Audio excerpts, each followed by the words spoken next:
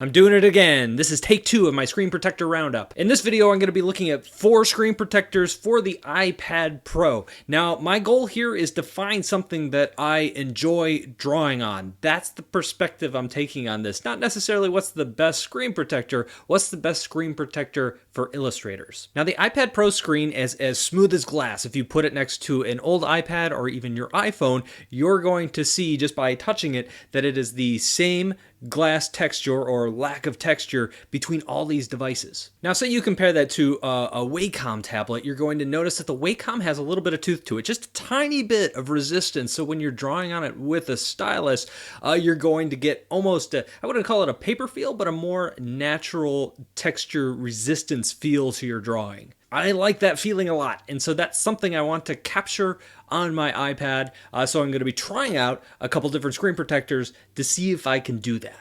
Now, the first two that I'm going to be looking at are the Spidgen Glass R Slim and the iCares True Glass Pro. Now, if you want specifics on these that I don't cover, there are some links down in the description you can check out. Now, these first two are tempered glass. This is the most common kind of screen protector you're going to find for your iPad, and it is a little bit thicker than the matte screen protectors that I'm going to be taking a look at later in this video. You're also going to find that they're going to be fairly smooth. They're very similar to the native iPad Pro screen. So the first one that I installed was the Spidgen. I like saying that. Spidgen. Installation wasn't too bad. I always get a little bit scared when I install these things because really you've got one shot to get it right. You don't want to get a lot of dust or air bubbles or that sort of thing trapped underneath it when you're installing it. Now, it came with a wet wipe and a dry wipe. The instructions told me specifically to use the wet wipe before I installed the screen protector, but it didn't say anything about when I should use the dry wipe or if I should use it at all. So I didn't use the dry wipe. And that was a mistake. This also kicked off the trend of incredibly bad instructions that came with all of these screen protectors. If you only have one shot to get it on right, you should probably provide your users with really good instructions. Now, with the installation, because the screen was still a little wet from the wet wipe that I had used, the screen protector went on really well, and it was super easy to squeegee off the air bubbles. So I thought maybe this wet wipe installation process was done on purpose. But what I noticed with the screen is there was almost like this rainbow effect underneath the screen protector. I think it was because of whatever solution that I used in that wet wipe kind of added that to it. I probably should have used the dry wipe. Now, the effect wasn't that bad and didn't really affect me that much, but in certain lights, conditions, I did notice it. But I'm here to talk about drawing. Since the tempered glass doesn't have any texture to it, wasn't exactly what I was going for, but at first it almost felt like it had a little more resistance, almost like a rubbery resistance. The more I used it and the longer I had it on, the more it felt like the natural glass screen of the iPad. I don't know if it was because I got used to it or if I rubbed off whatever film was on there, but it was pretty smooth.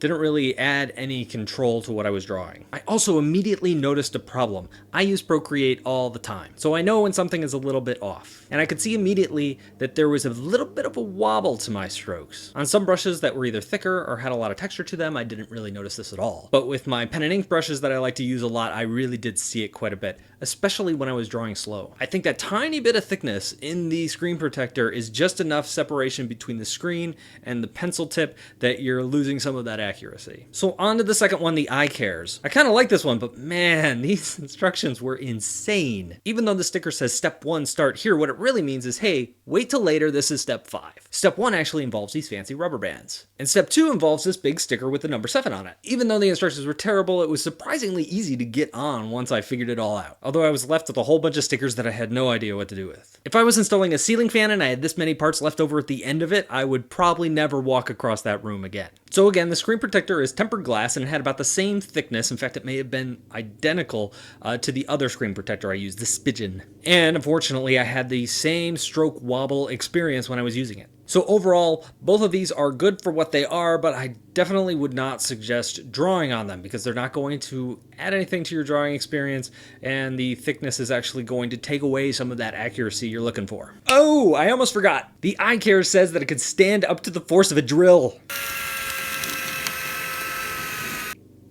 All right. Let's talk about matte screens. Now the matte protectors that I'm looking at today are the iCares Anti-Glare Protector and the Tech Armor Matte Screen Protector. So overall, I really did like these a lot better for drawing. Man, installing the Tech Armor was really hard. The good news is that it came with 2 screen protectors, so if you didn't have so much success with the first one, there's a second shot. Now the first 2 screen protectors I talked about earlier in this video were solid. There's a thickness to it. These are just a film that goes over your iPad. Having something that's not solid and can roll up on you and stuff like that, that makes it so much harder to install. Trying to line them up with the edges of your iPad was really difficult. I would imagine if you had something about the size of an iPhone and you were trying to put it on, that's one thing, but when you have this 12-inch piece of film that you have to peel off and keep from getting dust on and not touch the adhesive backside of it, it's just really hard. Now the first thing you're going to notice as soon as you turn on your iPad after you get this installed is there's a little bit of grain to it. So the screen of your iPad is not going to be as razor crisp and sharp as what it was before you put it on. It's almost like you can see tiny pinpoints of red and blue and green lights coming through it. It's probably because the light is reflecting on the texture, causing it to...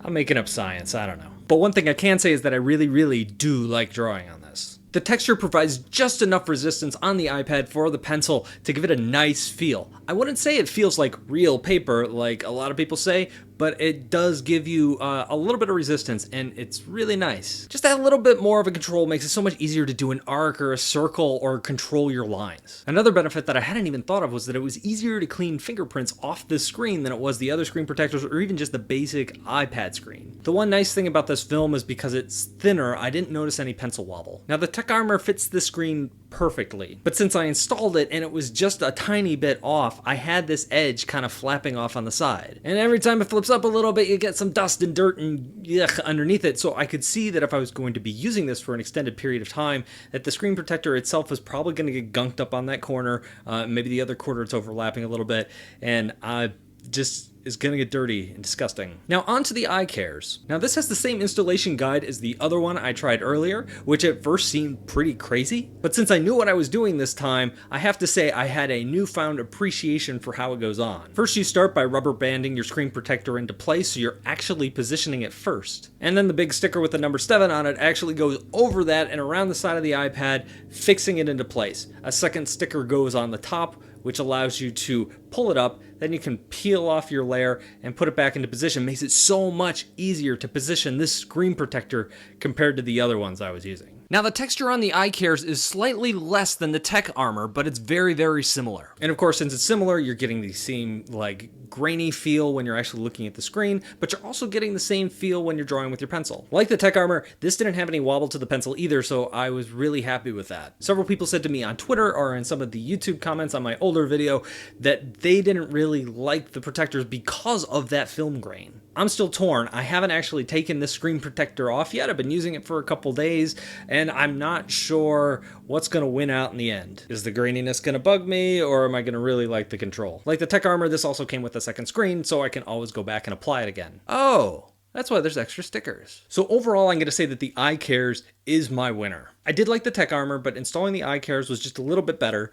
Just be forewarned, you're going to have to go online, watch a couple videos, search around once you get these things. If you have any questions, did I not cover something, or you want me to dive deeper into it, let me know down in the comments. If you enjoyed this video, follow along with some of my other videos and hit subscribe. Also, you can hit me up on Twitter anytime you have any comments or questions, and I'll see you in another week or two.